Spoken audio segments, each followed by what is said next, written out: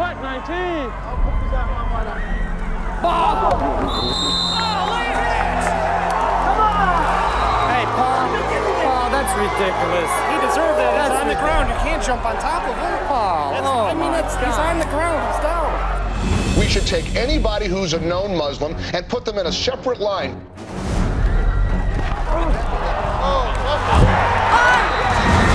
Islam is a violent religion. It's not a religion of peace. That's 2 times that he had flags thrown on him. And they mean to kill as many of us as they can, and it's because it's what God wants them to do. Get the ball! Get the ball! Get the ball! He didn't recover. He was down. He was down. I think it'll be impossible for a Muslim to be a good citizen in America because he must swear his allegiance to Allah. Told you not to do anything stupid, didn't I? And that if all Muslims would boycott airlines, we could dispense with airport security altogether. We looked like the most undisciplined team ever. Ever. We're so freaking stupid. I am so disgusted right now. How many freaking times do we gotta tell you to keep your mouth shut? Don't give the extra push. It's clear that the problem is Islam. You know it's gonna be called on us. I told you that. How many times? Over and over and over again. The Muslim threat to the world is not isolated. It's huge.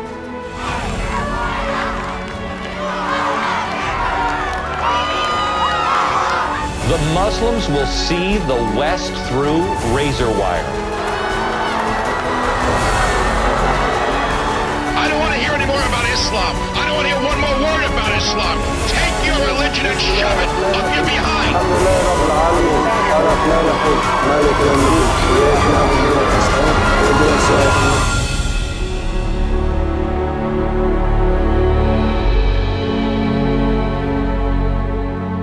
Every time they move, there's always 20 people that will be attending. Okay? How'd you find me?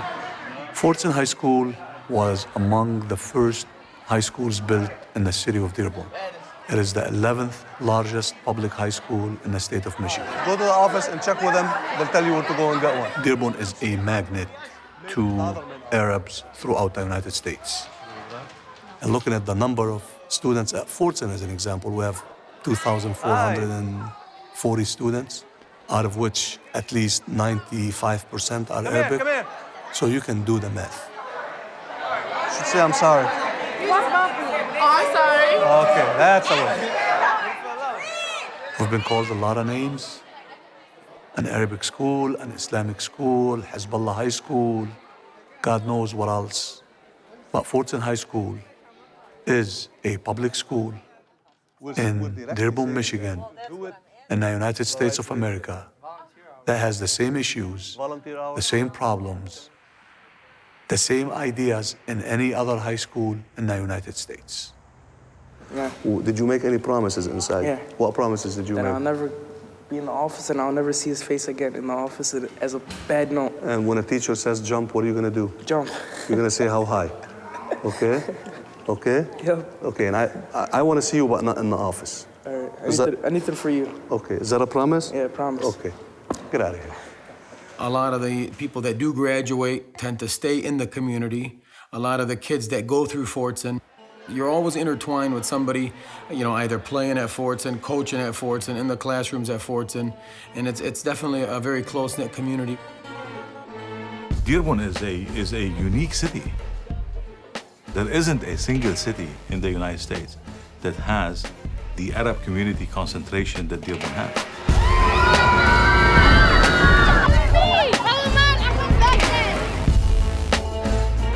This is the largest single concentration of Arabs in one city outside the Middle East.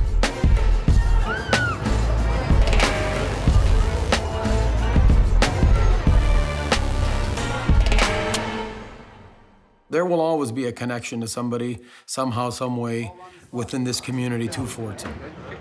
So this is a company town. Henry Ford built that school in honor of his son. And so it is called Ford's son. And he named it also after his famous Fordson tractor. And the teams are called the Tractors. Let's go, boys! My older brothers went to Fordson. Football was always a big deal in our family and in other families. And as a youngster, we all had the dream of playing Fordson football. Go! Everybody knows that every single Arab knows soccer, right? So that's the national sport of Arabs. So they started a soccer team. And they thought this was just going to be the best soccer team in all of North America. It was just an average soccer team because most of the really good, talented, athletic guys went out for football, which gets you far more attention. You get hundreds of people who turn out for the games. You become a national hero or at least a local hero.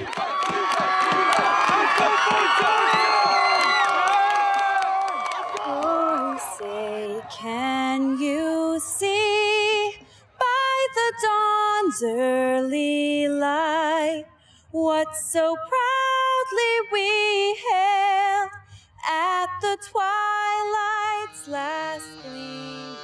1, 2, 3, 4! Let's go! I grew up with a football in my hand. I mean, I think that has a lot to do with it. When you grow up in an atmosphere like this one, when football comes to you, you don't go to football. Step, throw. We didn't know no other sports besides soccer. There you go. Good job.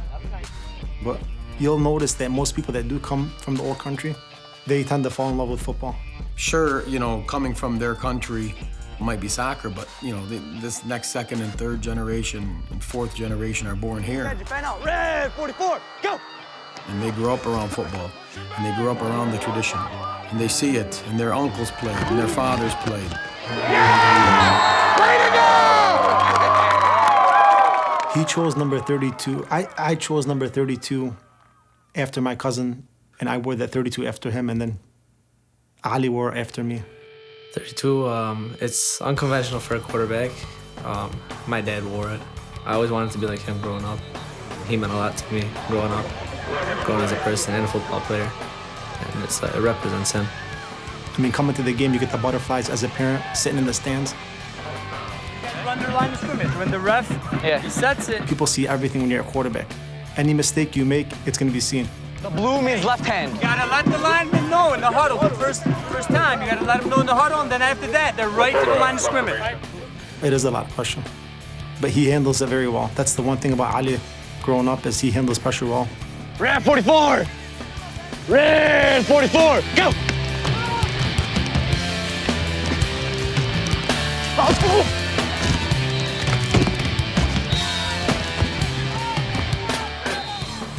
No, I don't worry about getting hit. Because I know if I'm going to get hit, I'm going to hit that guy hard. So when we make contact, he's the one that's going to feel it. I'm not going to feel nothing at all. I make that like sure that that's going to happen. You can't ask for a better teammate than Bilal. He's a bruising running back. He's so emotional, and he takes it all out while he's playing football. I'm not afraid of nothing. Red 63, go! So there's like, honestly, nothing. When I'm on the field, I feel unstoppable.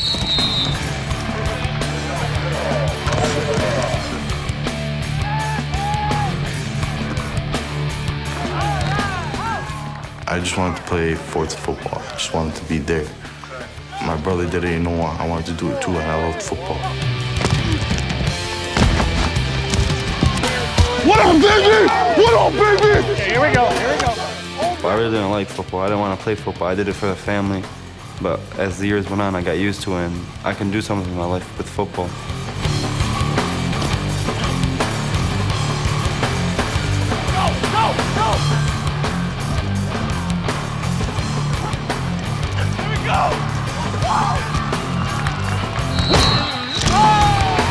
You got Ohio Northern University, very good school. You got right here Stanford. You got Cincinnati. You got right here Central Michigan. You got Michigan State. It would be a hard decision between them and Michigan. I love Illinois. You got Ball State University. You got Princeton. Very smart. I got a couple one of these, Western Michigan. They're handwritten by the coaches. My most favorite letter I received from a college is probably Harvard, somewhere in there. You got Indiana University, Air Force.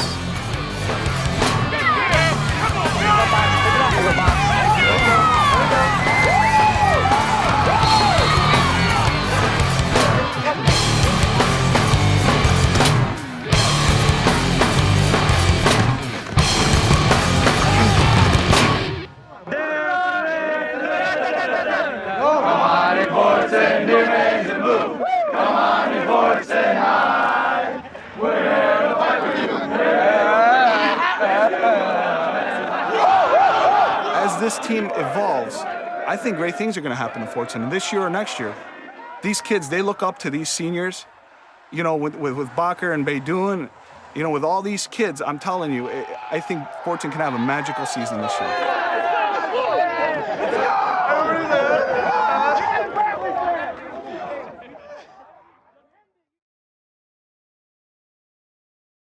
Playing Dearborn the last Friday of the month of Ramadan, it's going to be tough. Let me tell you, they're going to get their run for the money playing Dearborn High. They're a good team. The Fordson kids have always been, you know, tougher, more blue-collar kids. The Dearborn High have always been the more affluent. The rivalry becomes very alive when the poor kids are playing the rich kids, if you want to look at it from that angle. And it's been around Dearborn for a long time. Obviously, there's a lot of tradition, a lot of pride in the school. And when I was younger, I would always come and watch Fordson High School. And then once I got here to school, you know, that was the thing you had to do, you know? You played football. So I joined, I played, and I did pretty well. Well, my brother Popeye raised that kid. He's a great personality, great kid, a great athlete. Keep that ball close to your body, Ali. He's good for these kids. I think he's a very good coach. I mean, what, we went 9-0 last year. I went to every single game. Didn't miss one. Yeah, he's got a year to grow. Yeah, okay. 16. Trust me, I was saying that until I was 25. It never happened. Coach Zaban is kind of that kind of person that likes to just observe. Nice. He's a good father figure. Good. Hey, line, great. That's fine. Good job. If you have to just fan him out, that's fine. That's a good job. You know, he's a good leader on us young kids as well. You gotta fight it. Yeah, you gotta fight. You can't let him wash you down. You gotta fight pressure with pressure, but don't forget that we have another defender right here. So if he blocks down, he's coming up right now. And I believe with Walker Zaban, he's really getting these kids involved. And Fordson, over the years, slowly, instead of putting one kid in Division I schools, you're seeing a trend where 3, 4, 5 of them are going now. And we're getting scouts to these games, which are really awesome. I'm not bargaining right now. This is a bigger punishment. Let's go. We brought the book. Yeah. Didn't I give you a break last time? Yeah, let us do the game. They did more than you guys. When I first took over, it was a no-excuse mentality here. Get your ass in the corner. We're not making deals right now. We didn't want to talk about anything aside from doing what we needed to do to make our program better, to win games and do the right things. So you better learn what you need to do. So make sure that you're taking care of business in class, do the right things, everything will work out. You do good things will happen. If you act like a jackass and you do bad things are gonna happen to you.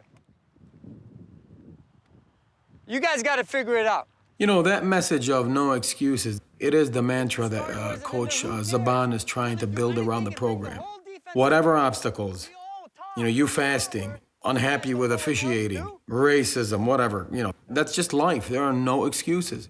Fix it. Get it straight. Is that understood? Coach. All right, that's good. That's enough about that. Now, the temperature's supposed to But drop. as I look back and I think about it, this is the way this community is. We have many people that have had to work 2, 3 jobs to make ends meet, to support their family. You know, they put the hard work in that now they've owned their own businesses, for example, or they're professionals. This no excuses is really lived in this community.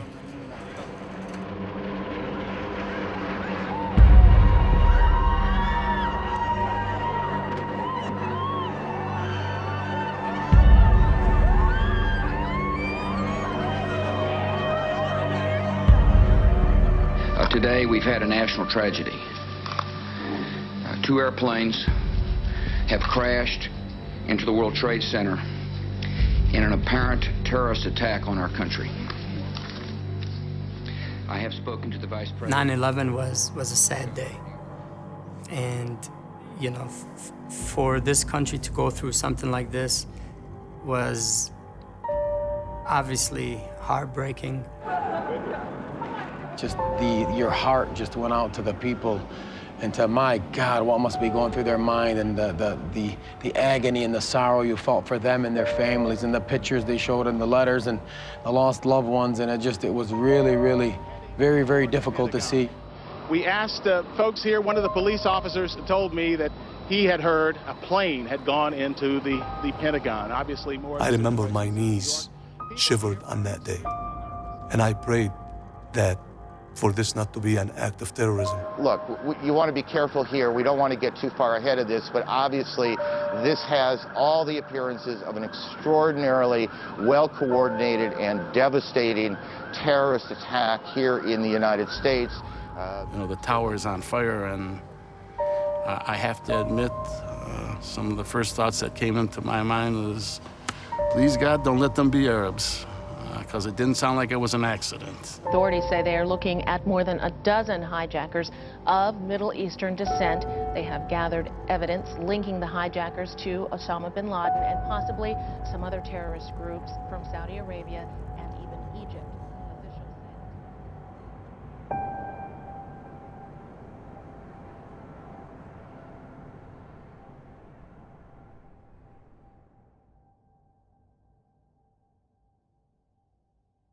I think in the Dearborn community, we were living in a safe haven up until 2001. 2001 shook things up. We were all really afraid that there would be a backlash against Arabs that we couldn't anticipate. Within hours, within minutes, there were people on the phone to each other saying, let's meet and make sure we get this under control. We don't want a problem. And it's just inevitable. One supposes that at a time like this, many Arab Americans and many Muslims feel themselves very much on the defensive and in many cases threatened. The mood in the city was so dampened by the attacks, and by the minute, the anger and the frustration of the non-Arabs have been growing, and the fear of Arabs have been climbing by the minute. Detroit, the offices of the Arab American News. That's Arab American. The phone has been ringing there. I hope every Arab born son of a bitch dies. Immediately, threats started coming into the mosques and Islamic parochial schools here in town and some of the other Islamic organizations. We were receiving threats that they were going to bomb the school and slit the throats of these Muslim students. Somebody had to pay for what was done to the towers, so on and so forth. I was 16. In my mind, I'm like, there's just two planes hit the building. We didn't really think like the United States was under attack. And then when it really hit us was that day we actually received a bomb threat, and school got out early that day, and it got to the point where practices were canceled, all school events were canceled, and everyone had to go home. Yeah, I would say it definitely woke us up. I mean, we were kids growing up. All we did was play football during the summers, play baseball, go to school. We had no idea what was going on in the outside world. I remember when I was assigned to the airport here at Metro, the FAA came out with this profile of what a possible airplane hijacker might look like. The physical description that they gave us to use sounded exactly like me. In a way you feel you're responsible, or they make you feel that you're responsible. Somewhere in the blood trail, you're related to those people that were on the airplane, whether you like it or not. And this is not Islam. This is not Arabs. This is not any civilization with any sense of humanity in it.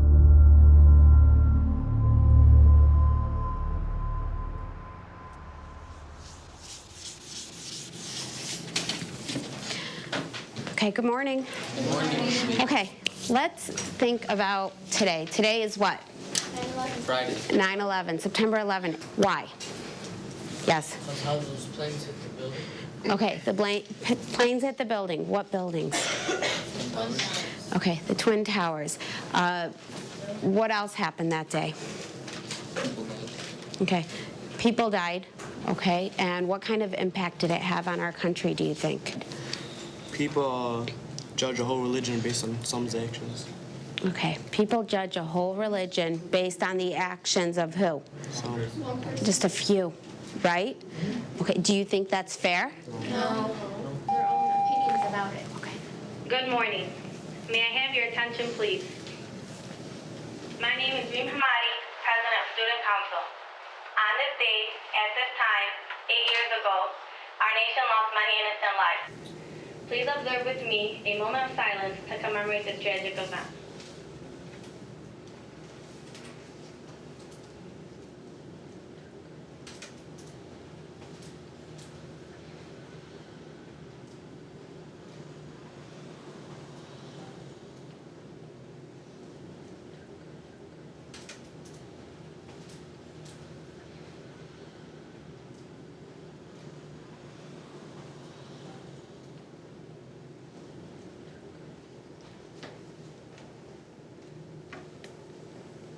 Thank you.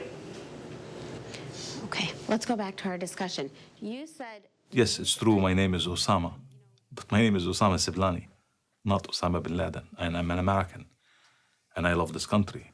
Why we've been dealt like this. We were hit twice on September 11. Once by Osama bin Laden, like all Americans. And second, by those who associated us with Osama bin Laden. You know, once you're tagged, It's going to go on for generations. You think they're going to forget about now what happened in 9/11, which had nothing to do with us? I mean, the guy's a maniac. What kind of maniac would want to kill over 2,000 people? To set what? Set an example, to send a message? And they can't find this guy. How do you like that? Don't put a guy in the moon, you can't find Osama bin Laden. I think that would ease the tension if they found him and they executed him. The man was sick. Deserves to be shot on national television. Perhaps only an aging generation of Japanese Americans can really understand the feeling that one day you are a respected neighbor and the next day you are a suspected enemy.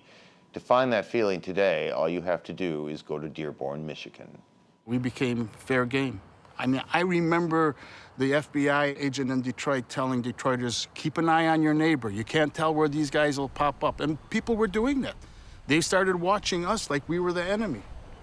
Here in Dearborn, Michigan, the center of the largest concentration of Muslims and Arabs in the country, people fear the horrible crimes of 9/11 have cast a pall over them all, subjecting them to increased government scrutiny, profiling, arrests, and the painful suspicion that Muslim Americans are somehow un-American.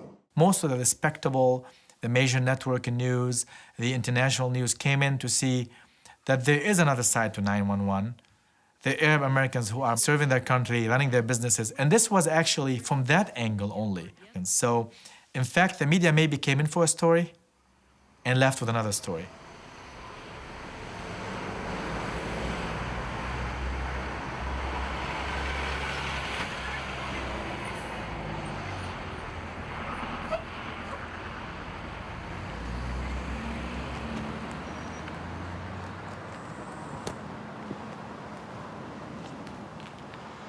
Come on in. Look at us. Young lady, I brought my crew. If you look at Dearborn, I mean, per se, you look at Dix Avenue, you look at Warren Avenue, they were ghost towns until the Arab community came in there. You look at some of the homes they've built in West Dearborn, you look at some of the areas they've developed and their involvement in the community, increasing the tax base. Without question goes to say that we've definitely done our part. How many meat stores they got on Warren? Like on Warren, like 6. Only 6? No, 6 in Schaefer. It's just 6 on Schaefer? 10 in Warren. 10 on Warren? Yeah. Yeah. Well, there's a local joke that we have, that while people came to America generally to do good and seek religious freedom, people came to the Detroit area to get rich. They came to look for jobs, basically. This guy's a very good meat cutter. See how quick he is with that knife? How long did it take you to get a lamb? If the Arabs didn't move into Dearborn, Dearborn would have been on a decline. I mean, they brought up the population, they bought up all the old businesses, you know, that were shut down. You know, they made this city what it is. And we ain't getting credit for it. Not at all. Inside the Dearborn plant, the wheels of industry are geared in high, with full crews assembling the latest models for a record output.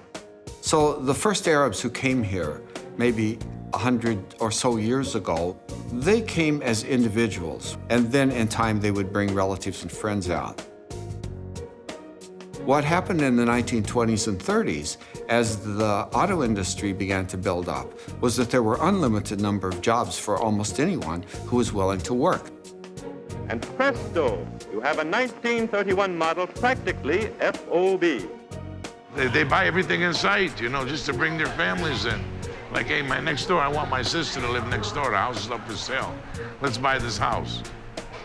You know, they buy businesses together. They, you know, they share a lot. And they, you know, they like to stay tight, very tight. You can't take a lion out of the jungle and put him like in another environment, another habitat. It won't work. Like, I can't go to another area. You know, it just won't work. I can live there, yeah, but it's gonna be hard not going to a place and not having halal meat, you know, not having a mosque down the block, not speaking Arabic to your neighbor, you know, it's gonna be hard. But my thoughts on that, yeah, it'd be nice to get away here and there, but not to live somewhere else. This is home, you know, home sweet home. Home doesn't get no better, you know? Hold on to it tight. Can I have potato and chicken? Nene, yeah.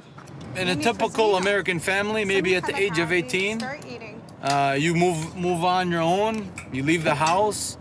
Usually with the Arab families, you know, until you get married, you're living at home with mom and dad. Gotta eat. Come on. Okay. So this family unity, family pride is definitely always there. You live not to upset your parents. You want to make them happy. You know, you want to live at home. Living at home is not a bad thing. It's not a thing that's looked down upon. And I think this family structure sometimes carries into football. The teamwork, the togetherness that they display. That's a big part of it. Well spent here. So to say they're not American or we're not American, it's just wrong. It's just wrong. We have the same ideals and the same desires and the same goals. And we found a way, I think, and I hope that, you know, we found a balance where we can practice our faith, keep the culture, and still live the American dream and raise our kids to do the same. Can I approve meal? Yeah. You always do anyways? Well, it says to the parents of Bakr Sayed. That's why I open it. This one. What's this? Akron. My dad, he worked in the assembly line. One day, it was take your son to work day, and I went with him. Okay. I was in elementary school. I think I was 9. It was like scary. All these machines making noises, big noises, and you see like a lot of people just passing parts and doing that. It was just like, wow, is that what I'm gonna do when I'm older? Because it looks hard. بنحب نشوفه يعني اسمه بالعالم كلياته وإلنا فخر نحن إنه نشوفه عن الشكل. اسمه عالي واسمه معروف واسمه مشهور بالعالم كلياته وهذا أكيد الفضل للكوتش الفضل لله ولليونايتد ستيت حقيقة. Because this country does really give the opportunity where other countries don't. Our own country didn't give us the opportunity. Give your mama a hug. Say hello to your mom. Give your mama a hug. Bye. Good luck. Bye. Call me. Yeah. Bye.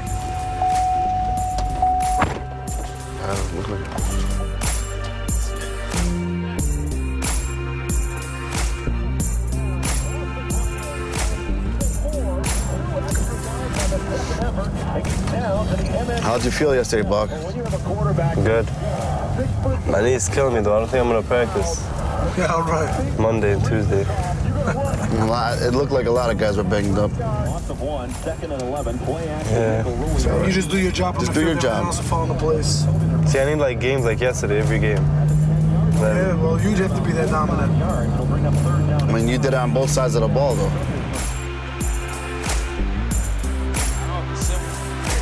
Hey, Bill, pull up more.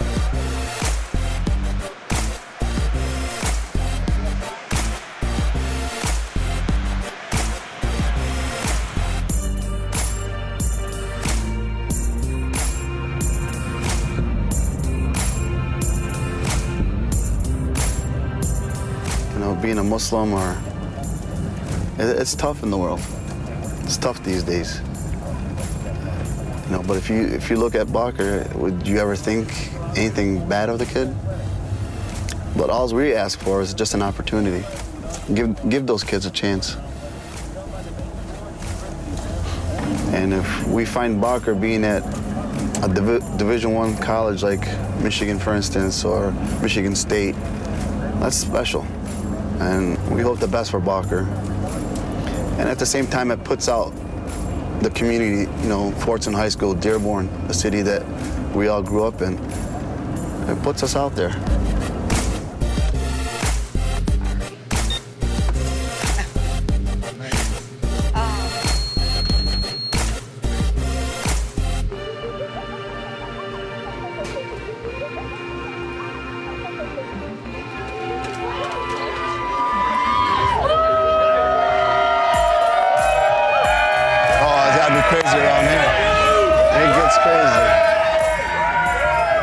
That's what we be cheering for, bro. You gotta make it. You gotta do it.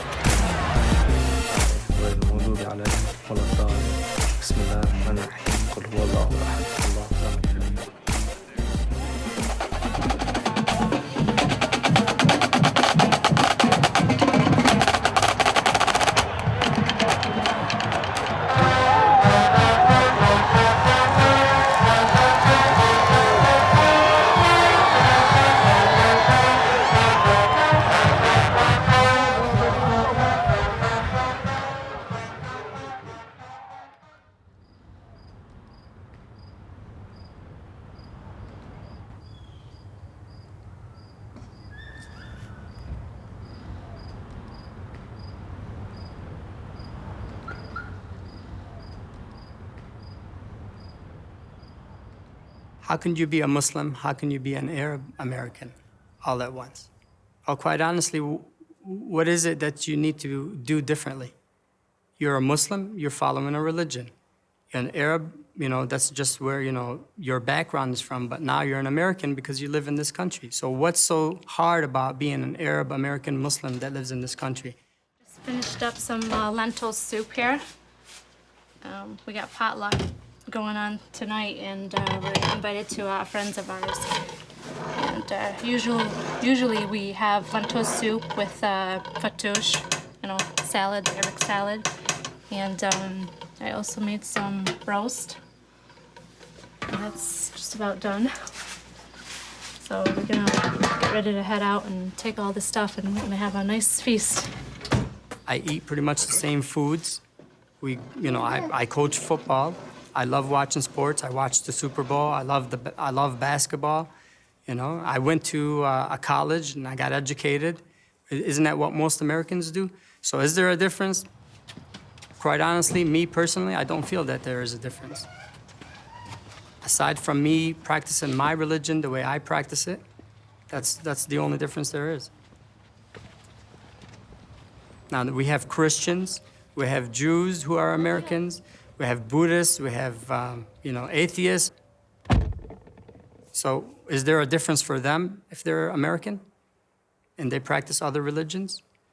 How are you, neighbor? Guys, come here, guys. How's stuff over here? This is how we do iftar at here in Dearborn. We watch football. We're at Captain Nick's house. This is a charter captain, the best walleye fisherman in the country here. And these are relatives here. We're all coaches, and we love watching football and having iftar at the same time. It's just a family gathering. It's a family dinner. Every night, every 30 days of Ramadan, it's just a family dinner. Everyone sits on the table. We all break our fast on the same time. It's all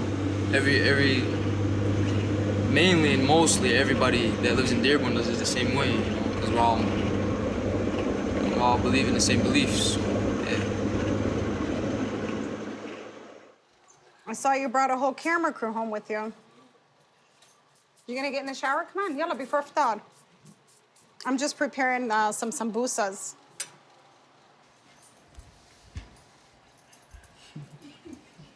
For my family, it's eating together because after Ramadan, everybody has their own schedule. Work, school, coming home at different times. During Ramadan, everybody makes an effort to be home for dinner. So that's what makes it special for me. Family, we always have a lot of family coming over. We go to family's house, a lot of outings. It's very spiritual. It brings us closer together. We pray together, we eat together. It's just extra bonding time. Sambusa, it's ground beef with peas and onions and plenty of spices, and we wrap them in a type of like phyllo egg roll type of dough. And it's a traditional dish. We have it a lot during Ramadan. And as you can see, we fry them. So kind of unhealthy, but delicious. Today we are, what's today's date? Right here. Saturday the 12th. So we will break our fast at 7:48. That tells us our the iftar time. And as you can see, the kids have been crossing it out. As the days, we're counting down the days. Counting down the days to Eid holiday. It's 7:46 to my minute. Okay, well, we're gonna eat when I'm ready, so it doesn't matter. You want chicken? You have to sit. Well, what Ramadan teaches discipline. And from the discipline, obviously that plays a role in football. So discipline is key. Enjoy. There's many people in this world that don't have the opportunity to have food there. And this is one of the reasons Ramadan is mandatory for us. We fast from sunrise to sundown because there's, the poor that don't get to eat. So it gives us an idea of what they're going through. If you, step back and you think about this, this is an unbelievable time for Muslims. Did you already pray everything or not? I didn't pray anything. How about you? Did you pray anything? Yeah, I prayed.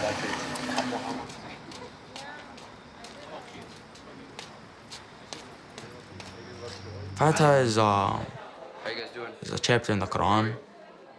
It's the opening of the book, you can say. It's a nice short prayer, to ask God, just protect us throughout this game, We use it every game. The Surah Fatiha, or the opening chapter, is the main Muslim article in which we praise God and also in which we seek His help and His guidance.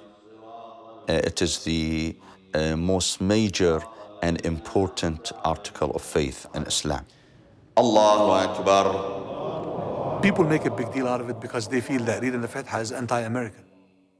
Well, if you look at the verse of Fatiha, what does it say? In the name of God, the most merciful, the most compassionate. Alhamdulillahi Rabbil Alameen. Ar-Rahman Ar-Rahim. Malik Yawmiddin. Iyyaka na'budu wa iyyaka nasta'in. Ihdina as-sirata al-mustaqim. صراط الذين أنعمت عليهم غير المغضوب عليهم ولا الضالين.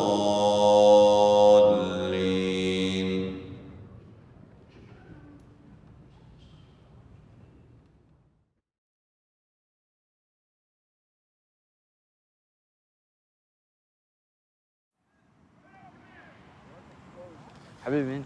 I went to break my fast. Broke my fast. And all I did, I got full of water. I'm not lying. That's how bad it is. I know everyone says they say when you fast, you think you can eat a lot, but you don't eat a lot. You have a big appetite. Yeah. Once you drink your water, you eat your date, and you drink like Me, I crave drinks more than I crave food. I just drink whatever I want to drink, and then I get full. Everybody said they say when you think you can eat a lot when you're done. Yeah, your appetite is big, but your hunger is very small. But at night, yeah, if you stay up and you get hungry again, your cravings, man, like a bitch. Like me today, I'm craving peanut butter jelly, and I'm craving Snickers, and I'm Snickers ice cream bar. Snickers ice cream bar. That's what I'm craving. You know what I'm craving? And a Mountain Dew, straight up. Crunchwrap Supreme, the potatoes, and those nachos. Taco Bell? That's what I'm craving right now. Well, we were fasting. So we'd wake up and there was no breakfast. And you gotta go to school. You know, so wake up, shower, brush your teeth, go to school. To the fully realized life. Something we are better off for having. And without Sitting in class for 7 hours. And right when the bell rings, 2:30, bell rings at 2:15, 2:30, you gotta be on the field. Dressed in pads and everything, you know.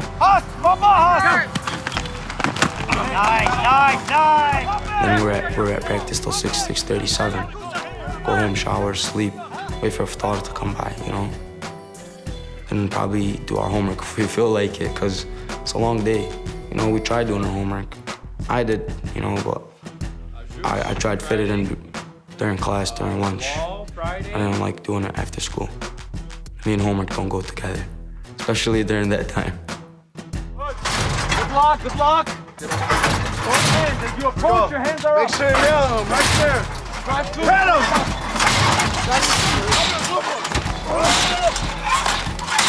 I wear the Dearborn High jersey. It helps them motivate them to hit me as hard as I can, work as hard as I can in practice. There are a couple other kids on the team that have the jerseys, and we're all basically the dummies for the week. I know they exercise and they play, yet they do not break their fast. Come on, Ali. Come on. You don't want to be the one that lost at Dearborn, trust me. Come on. We know that when you play, especially during vigorous games, Go, come on, Rabia, come on. your body longs for water. But these people teaches us that despite our need for water, we can excel spiritually, not only physically. You know, these kids are fasting, okay, so how do I know exactly what they're going to be going through? So last year I decided to fast myself. Hey, are they set over there? Are they going to play like a 4-3 with the strong safety? Depends what you're doing, coach. Pro. If you're pro, they're probably going to be 5. I'm fasting right now, too. About a week ago, here we go. I was really starting to get dizzy, and, you know, I'm a teacher, so I said, I got to get something to eat, so I did. I went and got a sub, and I felt better, but I kind of get a feel for what they're going through. So, again, it helps me, okay, let's tone it down a little bit, or let's push them a little bit more, because I'm doing the same things they're doing. Bilal, you ready? Mike, if we're pro. Yeah, it's hot, but today's a nice day. It's windy breeze. It's all right. Are you okay? It's very tough, especially us running. Like the pads and helmets, it's hard to breathe. Who's your D-line? But we get through it. Okay, Kadri, let's go. Mouth gets dry, and you put water in your mouth, and it makes it even worse. It's just the way it is. Good job. Good job. Spit it out. There you go. Looks like a water fountain of heaven right now. My Zamzam. Oh, my Zamzam. When I sleep during the day, yeah, I dream about it. Definitely. Face. Sleep at night. I hope I don't wake up until like 5 o'clock in the afternoon. So then I'll fast for like 2 hours and then I can eat. But I always wake up at like 8 in the morning and then I gotta go through the whole day, whole process. It's not fun, but it's something you gotta do. Okay, listen, let's look good. Okay, I know we've had 3 good games, but that means nothing. Okay, we're 0-0 as far as I'm concerned. You know what I think about this week. Okay, so I know it's hot out here, but there's no excuses. Let's look good. Run hard. Let's look good. And we know come Friday night, whether you're fasting or you're not fasting, you got to be prepared to coach, you got to be prepared to play, you got to be at your best. Look, You can't drink, you can drink? It's not fair. It's not fair. All we got to do is wash up and look up and ask God for help. That's it. You know, fasting isn't for the weak of mind. And these kids are doing the most physical thing at the time of the most glorious month of the year for us Muslims. And for them to do that and focus and to be successful and win at the rate they do, I put them a notch ahead of who I am.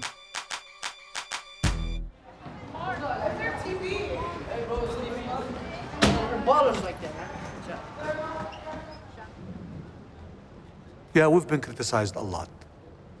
One of the issues that I always hear is, why are the kids praying before the football game? You know, a couple years ago, I was on the field. A gentleman from the Detroit News was asking me, what are they doing? I said, I don't know. Go ask them. He said, I'm not going in the middle of the field to ask them what they're doing. I said, neither am I. I have no idea what they're doing. They're alone, there's nobody with them, and they're doing what they do. It's none of my business. I have no way of promoting this or stopping this.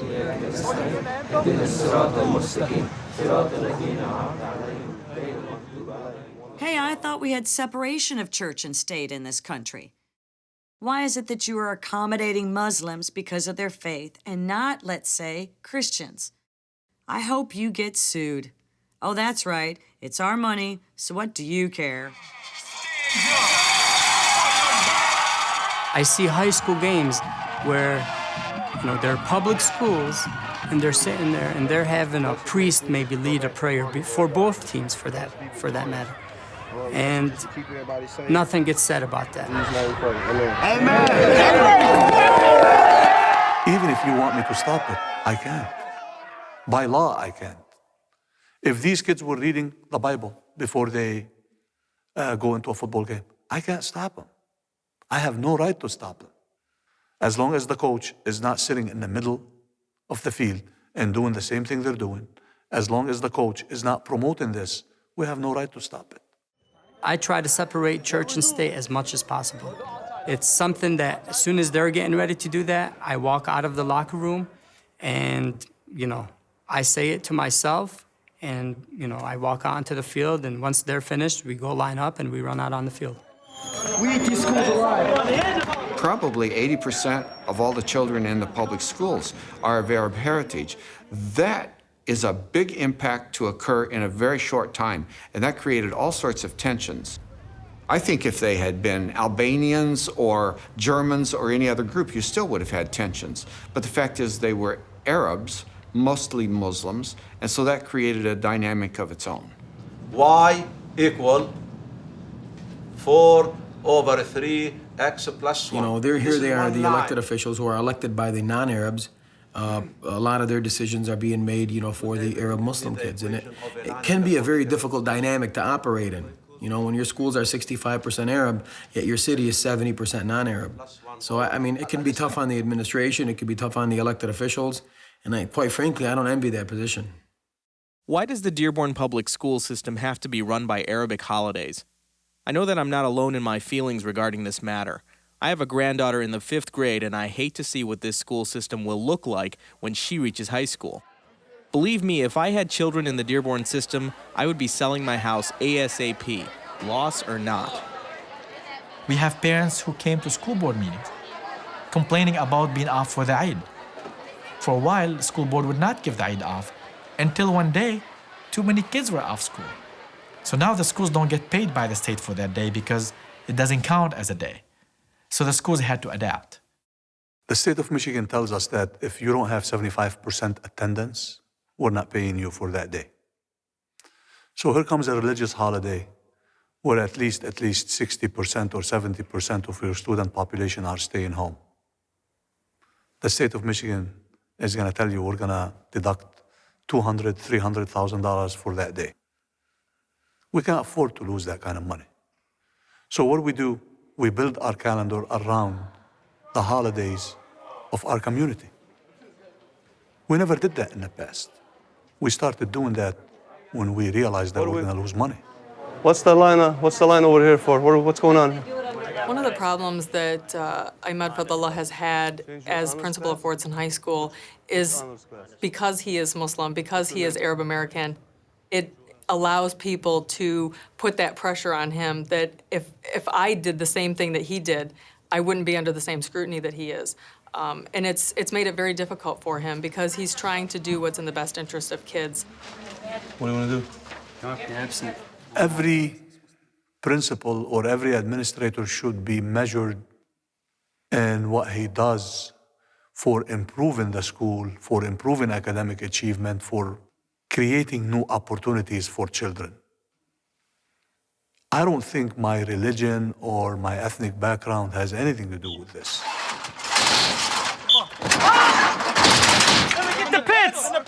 In the armpits, Billy! Quicker, quicker, quicker! They want to talk about their family with you guys? They ain't got no blood with you guys. I'll tell you how I feel on Friday. I'm going to tell you something that you don't know, and we'll see what you're going to do. Get aggressive! Hey, there you go! Growing up as a youngster, I was really into professional wrestling. I kind of carried that over into my coaching style. I'm using my hands. You see that? I got to Keep him off your body. Because if I'm like this, now do I know where the fullback is? As soon as he approaches, boom, I'm going to shock him. Everything he does during practice makes us laugh. We're never in a bad mood during practice. He's like aggressive on us, and he doesn't want to be our friends, but he makes us laugh. Don't play soft for 1 second. No feeling sorry for anyone. No my bads, no shaking hands, no lifting anyone off the floor. My main focus is to try to get them a little bit angry. Would you stop? I already explained that. I told you the police side guard goes. Who am I talking to? To light a fire under them, to say things that I normally wouldn't say in the classroom or maybe even outside of school. Everyone is your damn enemy. You got that? So, no Mr. Nice Guy for anybody. We had goosebumps. They're laughing at him because he's hilarious. No matter what he does, it's hilarious. And it seems to work with these kids. They kind of rely on me for that, and I'm pretty much known for that around here. And well, we finally got the speech. Let's go do something with it. Yeah, you set the tone for the rest of the game. You show them who's boss first play. You understand me? Okay? Okay, you go all out. All right, this is Dearborn High on our left side as we approach. It is a big difference here, as you can see. They got the new field, new facilities. You definitely know you're on the west side. Dearborn High is in the northwest part of the city. That's the wealthy part of the city. These are the cakes. That's what Fordson High kids call them. That sort of implies rich and not very sophisticated, right? The home value on the West End is sometimes 10 times as much as the home on the East End. So always the underdog wants to feel some type of advantage. Yeah, I mean, growing up, the term cake eater has always been, you know, a rich kid who got everything that he wanted, that doesn't have the toughness, hasn't had to work for anything, hasn't experienced, you know, what the tough blue-collar East End kid has, you know. Last week, I was at the Dearborn Etzel game. I wanted to see what's going on with them. And I was wearing my Fordson hat. And the guys, they were reading the tractors on the back. You know, I had it on. And the guys kept asking, hey, take that hat off, take that hat off. Big Joe says, no way, I ain't taking this hat off. I went like this. I said, you see this F on this hat, you guys? There's about 10 of them back there. This F is gonna F you up next week. No, we're gonna be prepared. No doubt about that. This is the game we live for. This is the game of the season, basically. This is the biggest game. Especially right now, it's the biggest game of my life. It's my last time ever playing these guys, you know? It's something very big. Those were the days. It's fun playing Dearborn High, though. It's the last year I'm playing them. Think about it. Yeah, it's the funnest game of the year. From the moment I could carry a football, I was playing football with them. Me and my three brothers, we were going all out on football. Well, it started off with Ali. We had to go to every single game. It was away or home, no matter how far it was. We went to every game, and it wasn't just us. It was the entire community cheering him on. He's basically my role model with everything. Because my brother is the one that supports me, you know what I mean? And if my brother wasn't there to be around me, then I wasn't gonna do as good. It's the best thing in the world. I didn't like it because it was dangerous. It's dangerous. Yeah, but that's fun. Yeah. That's the name of the game. Look at him. You heard his draw. How was your draw? Yeah, did I sleep that night? I didn't sleep. You guys don't care. She came downstairs and slept by me. She slept by you? By him. What are you, just a little baby? WXYZ7 is on your side. Now, 7 Action News at 7. 2 Dearborn men are jailed in Ohio tonight, accused of making suspicious purchases. Police say they bought hundreds of cell phones that could have been headed to terrorists. Good evening, everyone. Thanks for joining us. I'm Frank Turner. Police say they fear the cell phones could be used to trigger roadside bombings, and so they weren't taking any chances. But as Action News reporter Glenn Zimmerman tells us, family members say the whole thing's a mistake. Because it's ridiculous. I'm so afraid. I'm just thinking about how my brother is feeling right now. He must be so scared. Her brother is Ali Husaiki. He is currently in an Ohio jail with Osama Sabi Abu Hassan. Both men are from Dearborn. His name is Ali and his friend's name is Osama. Of course. Of course it's going to be discriminated against. According to authorities, track phones are sent to the Middle East, and then the chips from the track phones may be used to detonate remotely car bombs on the side of the road. I'm innocent. You guys are just being racist. Ali Husaiki and Osama Abu Hassan ventured out to make a couple dollars. They went to Ohio to shop around, go into every Walmart they can go into, every Rite Aid they can go into, so they can buy these cell phones. For whatever reason, they're cheaper in Ohio. They bring them to Michigan, and they make $5 a piece. We're going around and make extra money, buying up cell phones and reselling them. It's a good way to make extra money, and of course, with all the college costs and stuff that we were going through. While I was inside Radio Shack, I'm looking outside and I see the worker from the electronics department from Walmart, and she's writing on my license plate number. We're going into a Dollar General and we get surrounded by like 10 cop cars. And the next thing you know, the media came. I didn't believe it at first. And then all of a sudden I seen news cameras at my house, and then I seen it on TV, and then I seen my mom crying. I still never believed it. The actual charge we're hearing from our sister station covering the story out of Ohio is money laundering to support terrorism. Now, at this point... I see myself on TV, and it says, "Is this an act of terrorism?" with a question mark. And that's when I started going crazy. I'm like, what's going on? This is the first time in my life I cry. It was a nightmare. It was a nightmare. This is crazy. How is my brother a terrorist? I grew up with him. It's nothing like that. Couldn't live without him, and my parents were going crazy, and my brother was. I couldn't even talk to him on the phone in front of my parents because I would start crying. Well, he would yell at me when I'd start crying and tell me to go play football and whatever, so. Yeah, I even told them, I don't want nothing from this world. I'll live on the street, but get my son. When they were arrested, the district attorney came and looked at the merit of the case and realized that, what are we doing? These kids didn't do anything wrong. Tonight, two young men arrived back home in Dearborn to open arms after a frightening ordeal in Ohio. Good evening, everyone. Thanks for joining us. I'm Diana Lewis. And I'm Ray Saya. Glad you're with us tonight. The two admitted buying hundreds of cell phones, but insist they had no sinister intentions. And prosecutors could not prove otherwise. Honestly, I don't think they accomplished anything. All they did was make our lives worse. I mean, the main thing they did was make me open my mind and open my eyes and realize what's going on in America. We're kind of secluded here. A lot of people might think Dearborn is a diverse place, but in reality it isn't. We stick together, and that's why we're comfortable here. Once we leave this area, it's a shock as to how people perceive Arab Americans.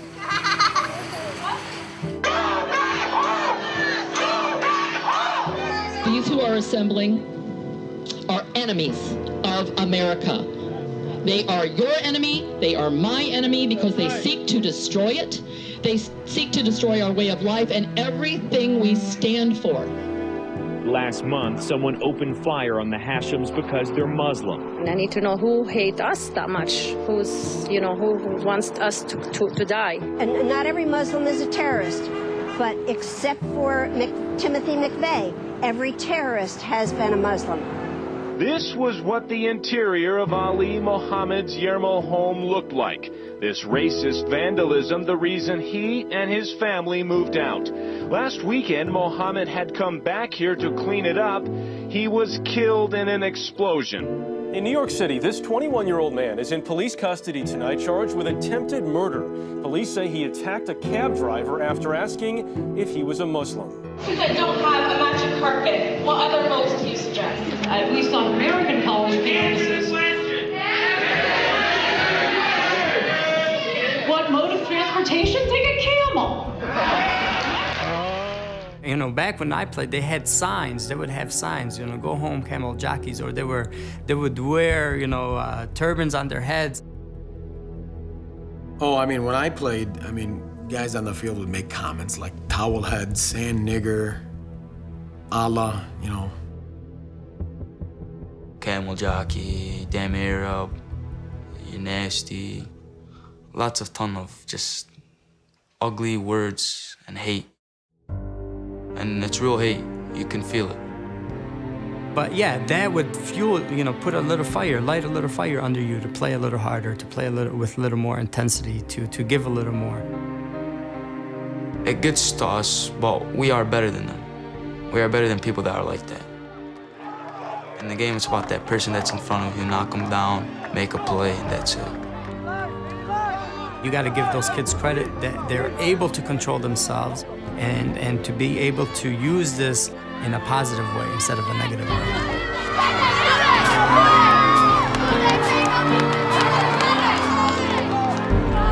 My name's Big Joe, but my real name is Yusuf Hassan Berry. Well, Yusuf is Joseph is Joe. So, you know, I just carried the name and I was big. Some guys said they call me Big Joe because when I stand on my wallet, I can touch the moon. But that ain't right. Like my son, his name is Hassan Yusuf. He wanted to name his son after me. So instead of it being Yusuf, they called him Joseph because they didn't want him to go through, you know, through school, through life, with an Arabic name like that. Not that he's ashamed of the name, just make life easier for that boy. I honestly feel that. You know, this is America, it's a free country. You should be able to have any name you want. But I settled for Joseph. His name is Joseph.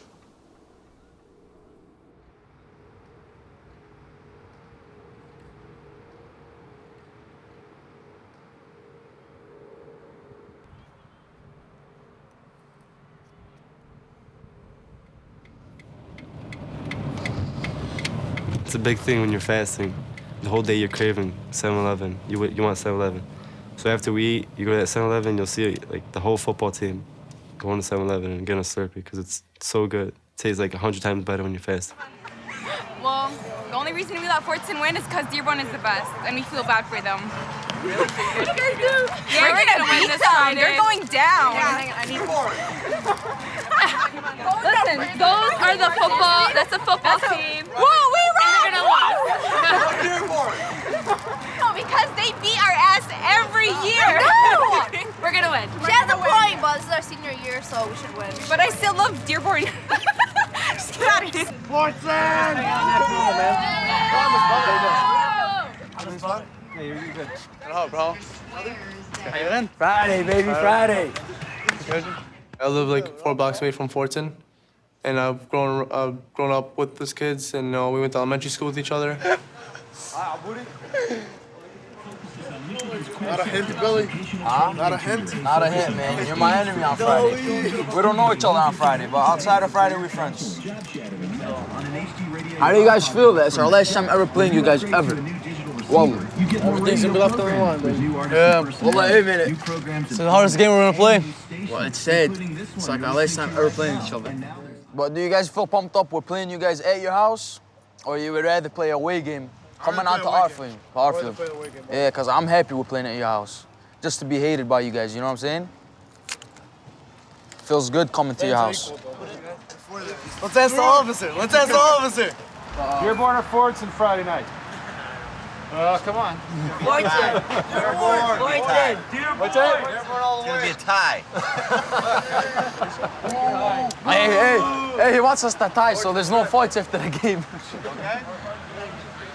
All of there is, trust me. Dearborn. Yeah. All right, guys, I'm gonna go. See you guys Friday. All right, bro. All right, guys. Yalla, Mustafa. I actually got one. Good luck on Friday, man. All right, yalla, guys. Yalla, everybody. Good luck Friday, bro. Good luck, bro. We got to beat Dearborn, okay? If we beat Dearborn tomorrow, this will eliminate them from any chance of winning the championship, the league championship. okay? And obviously this will put us in a much better position, okay? So you take care of business tomorrow, we're in a much better position and more, and you know what? I'm gonna say it. It makes them not win the league championship. That's what's important. They don't win the league championship, and we're right in the front. Okay, we're right in front, and we'll take care of business the week after that. Okay. And last thing I want to say, just freaking beat Dearborn tomorrow. Beat Dearborn. You know, I want to swear, but I don't swear. But beat Dearborn tomorrow. Okay. Just beat them. That's all I want from you. Just beat Dearborn tomorrow. No. Don't beat Dearborn 17. 15, anything like that. Freaking kick their damn ass. I want a 45-2 score or something like that. Okay? 45-0. Something like that. None of this bullshit freaking scoring that we gotta freaking give them touchdowns when the game's going on. None of that bullshit. Get this freaking shit going. I don't want to break this. It's too expensive. Okay? Get this thing going. Hey, you know who we're playing tomorrow? Okay? You know who's out there today? Put this away. Don't lose this. Your numbers are on it. You're in trouble if you do.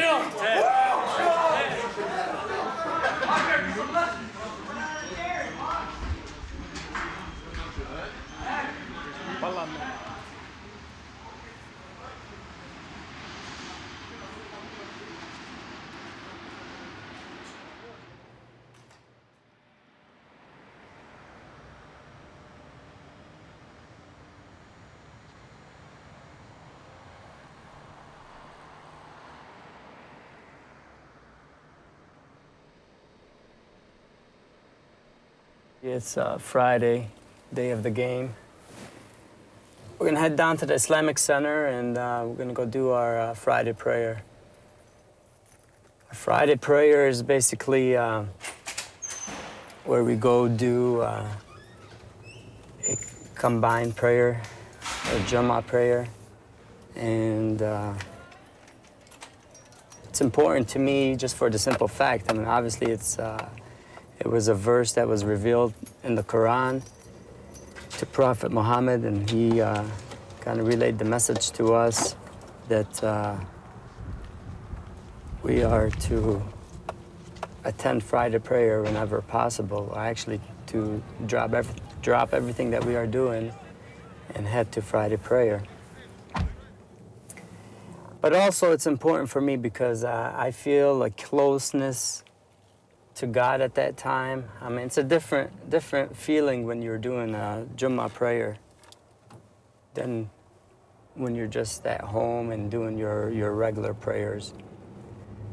For me, it's a spiritual thing, and at that time, since it is a Friday night, you know, we're going to be playing that night, I asked for the safety of our kids and our opponents. Obviously, we don't want no one to get hurt. But I also ask God to let us be victorious.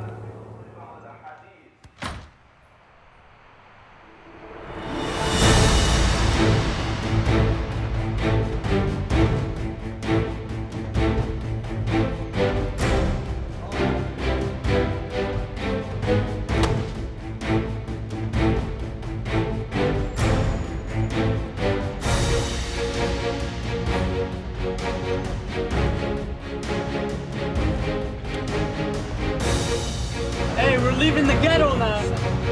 Leaving the ghetto, fellas.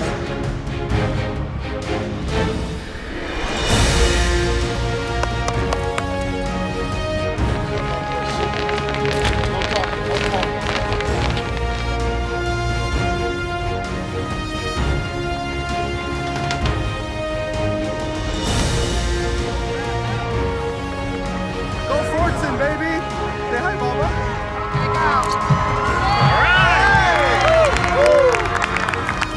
I want you to put me in a linebacker. I just want to blitz. I just want to hit. I want to play everything today.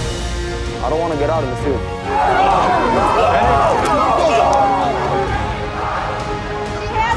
Hopefully there's no penalties. Then you don't have to give me any information. Yeah. On your team, anyhow. Yeah. Tail and a head. What are you going to call? Tails never fails. Tails. And it is a tail. I want to kick from this side. Thank you very much. Remember, the game of football is fun. What it's all about, guys. Dearborn versus Fordson. East versus West. Don't get no better than this, believe me. Controlled chaos. Okay? Got to keep your heads. Okay? Stay focused. Let's make sure we don't do anything stupid. Okay? Let's not kill our own self. Okay? Make them earn it. Make them earn it. We've committed, man. We're attacking. We're going after them. Okay? 110% every single play. If you make a mistake, you're knocking somebody on their ass. Okay? Let's not make mistakes. If we do, we're knocking somebody in a white jersey down. Hell yeah. Last year during the game, number 4 gets in my face. He's all in my face yelling stuff. So after the game, when we beat him again, I approached the coaches, okay? And I thought it was all over. And then 2 days later, on a Monday, the head coach emails our principal and our head coach. Let me just read a few things of what he says. He's talking about me. He says his demeanor was very confrontational and was provoking. His actions, I believe, caused some tempers to flare from members of my staff. I feel his actions were irrational and unacceptable. What a terrible demonstration of role model. The bad thing for me is, guess what? I can't do a damn thing about it. As much as I want to put my fist in his face, I can't do a damn thing about it. But guess what, Housekeep? You could do something about it. Where's Kausan? You could do something about it. Where's Hassan Saleh? You could do something about it. Tonight. You understand? Because to me, it's not only about winning and losing. Yeah, hell yeah, we want to beat them. But I don't want to hurt people. I don't want to see bodies flying. Hey, who's going to answer the call? I want people carried off the field. You understand?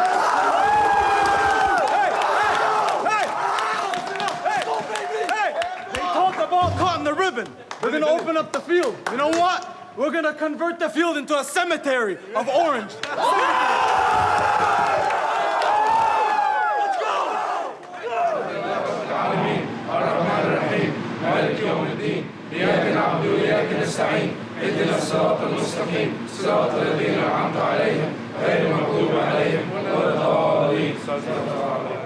Let's get it, boys. Hold hands together, come on. Okay, come on. Let's go, let's go. Get it live. Our Father, who art in heaven, hallowed be thy name. Thy kingdom come, thy will be done, on earth as it is in heaven. Give us this day our daily bread. Forgive us our trespasses, those trespasses against us. And lead us not into temptation, deliver us from evil. God's power, the kingdom, glory, forever and ever. Amen. الشيطان الرجيم بسم الله الرحمن الرحيم الحمد لله رب العالمين الرحمن الرحيم مالك يوم الدين إياك نعبد وإياك نستعين اهدنا الصراط المستقيم صراط الذين أنعمت عليهم غير المغضوب عليهم ولا الضالين.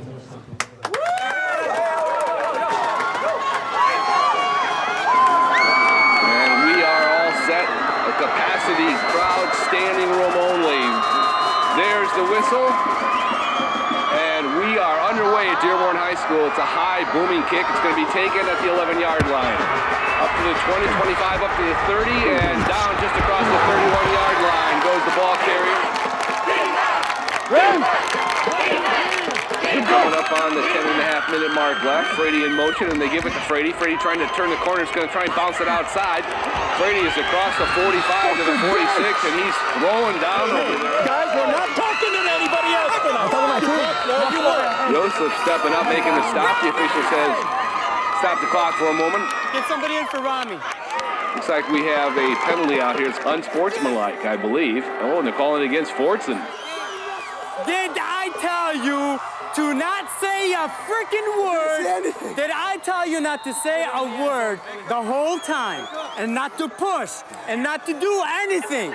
If they punched you, if they beat you, whatever it was, did I tell you not to do anything? Did I tell you not to say anything?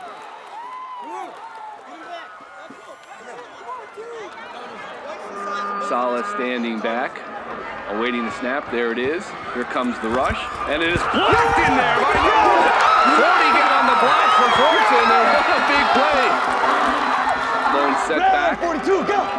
Baydoun wants to throw, looking downfield. He's got a man over there at the 18-yard line, and he's going to go into the end zone. Touchdown, Fordson. The Treasures are on the scoreboard here with 6:18 left in the fourth quarter. Man Man in motion. They give it to him. Fumble, ball loose. Ball loose back at the 5-yard line, and it's covered by Fordson.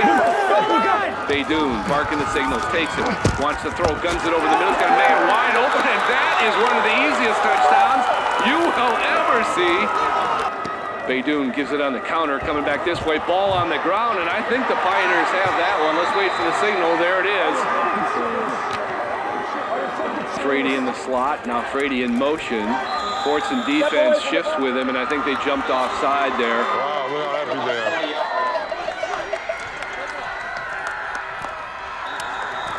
And jumping offside again. Fordson looked like number 40 came across the line at that time. Red 42! Red 42, go!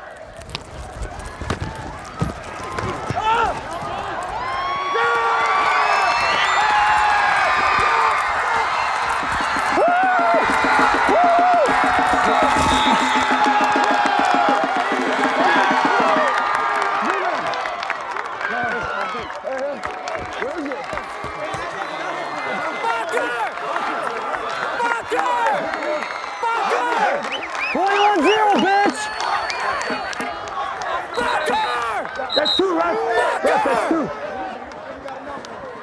He's going for my ankle.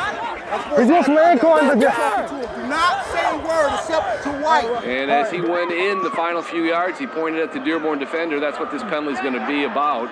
And I think it's going to be a question of when they want to assess this. Told you not to do anything stupid. Haven't I? Yeah, I thought they didn't call the supposed to like on him. I didn't see the flag. Yeah, just calm down. You gotta relax. You know, if you get another personal foul, which you already got two, they can kick you out and you don't play next week. Come on, Box. Won't let him play. Here's the call. Oh, they're going to call it against both. Apparently something was said. Gentlemen, you guys back up. You guys back up.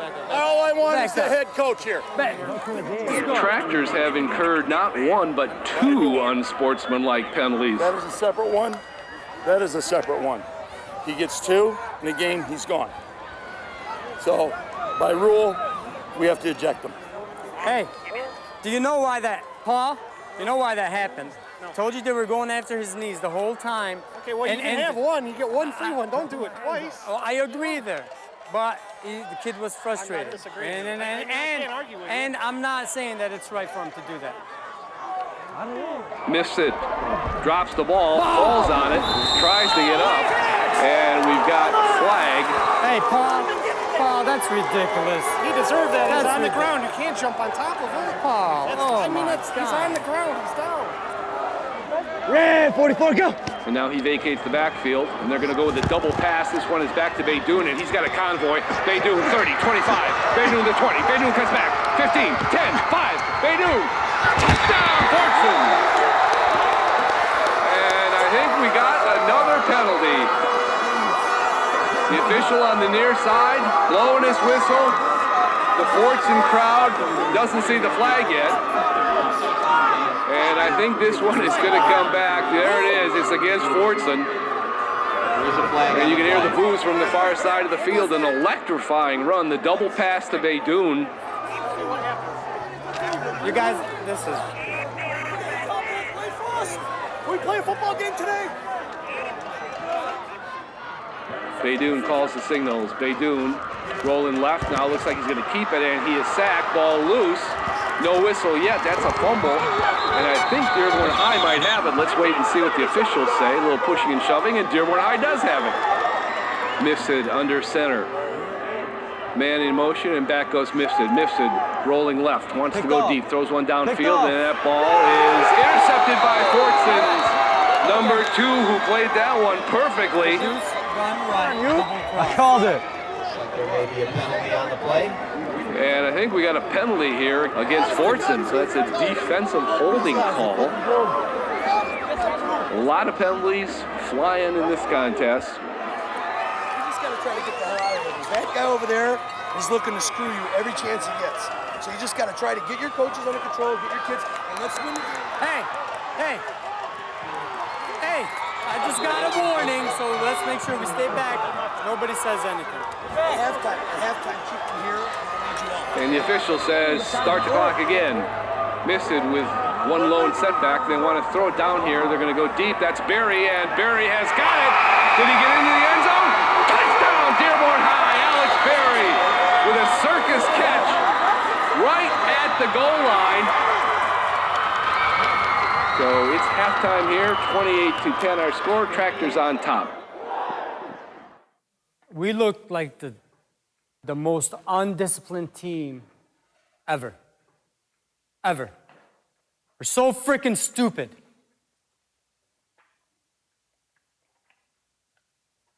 That's a shame. That's not football. That's a disgrace. That's an embarrassment to football. That's an embarrassment. I am so disgusted right now. How many freaking times do we gotta tell you to keep your mouth shut? Don't give the extra push. You know it's gonna be called on us. I told you that. How many times? Over and over and over again. You've given these officials, you gave it to them. You gave them the right to throw every little flag possible. I don't blame them. I truly don't blame them. I blame us. You've given them the right to do everything that they've done out there. As soon as you get the first one, that's going to give them the right to call every little thing. Now, we've done all the stupid stuff. Get that out of your system now. Let's go and execute a great second half. Are they going to come and play hard? Absolutely. Absolutely. We still need to relax, and I need to relax myself too. Okay? Relax, enjoy the moment, have fun, and let's go get a W. Let's go. Hey, bring it in. Let's go. Get in there tight. Defense. Hey, don't forget that we are a family, okay? And in real families, there's always people that make mistakes within those families. Now, we've made those mistakes, but as a family, you pick each other up. And it's time for the rest of us, family, pick this damn thing up and take it home the way it needs to be taken. Family on three. 1, 2, 3.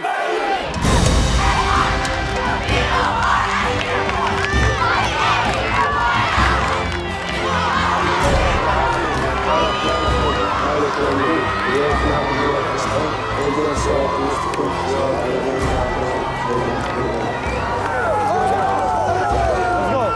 go. 1, 2, 3, 4. Set. Red 42. Red 42, go.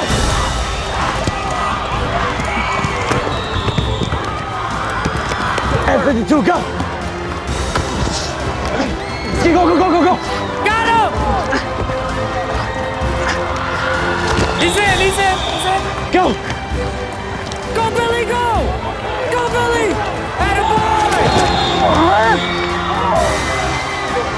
We are very proud to be Arab, proud to be Muslim. We are very proud to be American too.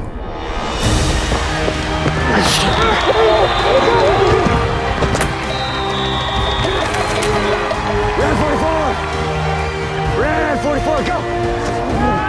We are the luckiest people in the world to be born and live in America.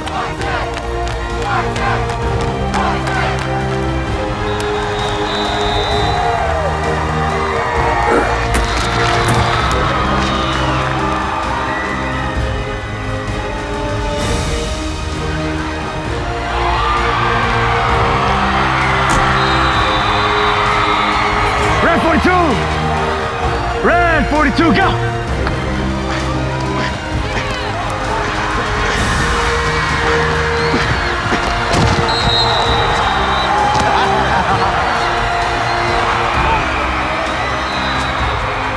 Where else in the world you can achieve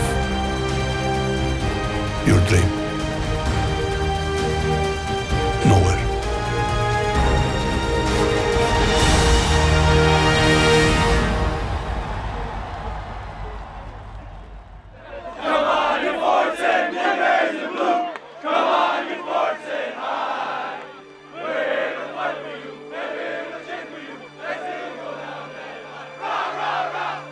Education is the only weapon capable of defeating ignorance, stupidity, bigotry, racism, inequity, and injustices. I just want to show everyone that I can play at Michigan. I can go do things. I want to show my city good, the city of Dearborn, good. I want to do it for the people and myself.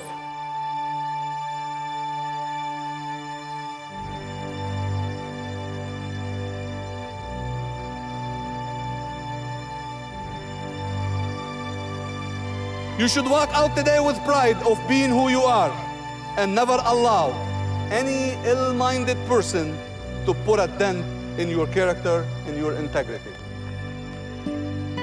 I would love to play football again. I don't know if it would happen because I got any offers. So pretty much it's done. But it's time in life to move away from things like that. It's time in life to, you know, go to college because college is what's gonna make your future right there.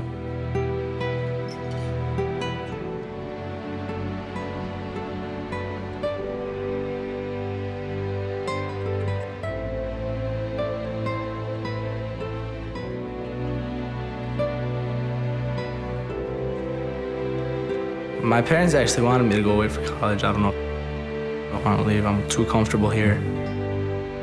And I'm around people that I'm comfortable with. I know how people are around here. I wouldn't leave for the world.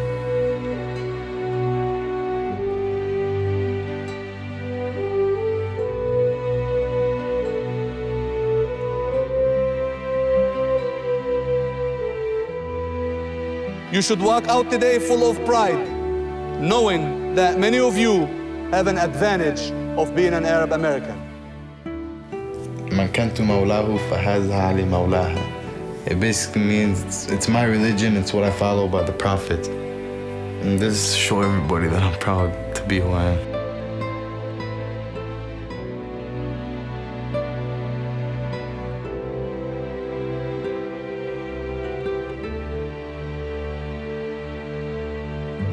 You have the ability to do something many others cannot do. You have the ability to defend American democracy, American ideals, and American values in 2 languages.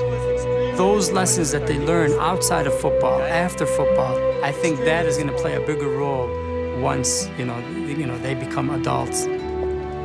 I don't think you would really be a coach unless you were trying to teach those lessons.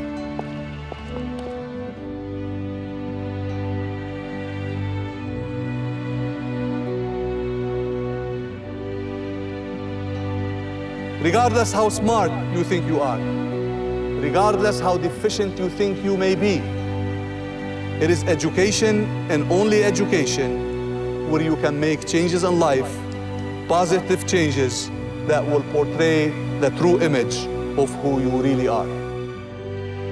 That's my daughter.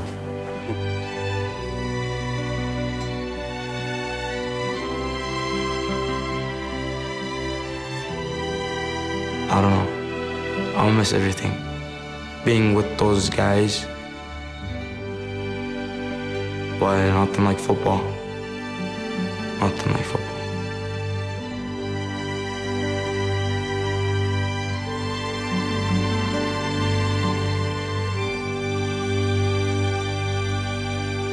A lot of memories.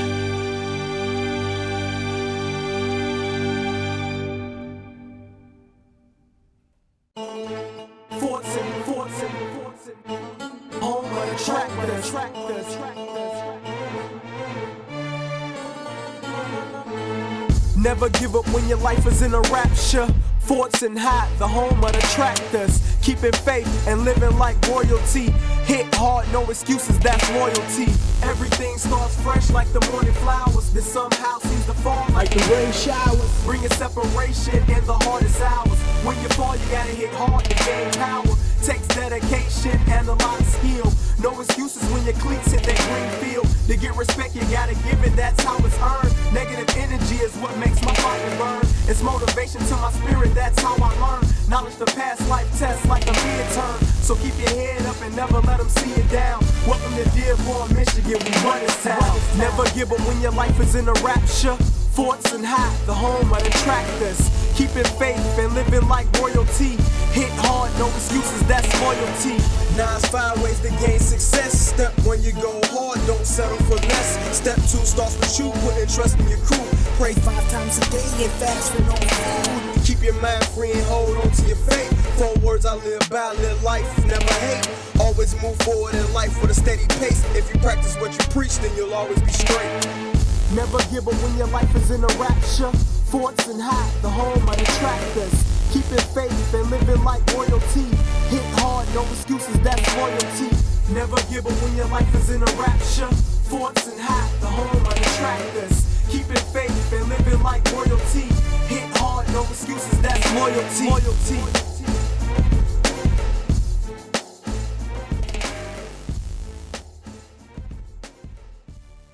I mean, we're Americans. We are born and raised and, you know, well, he was naturalized, but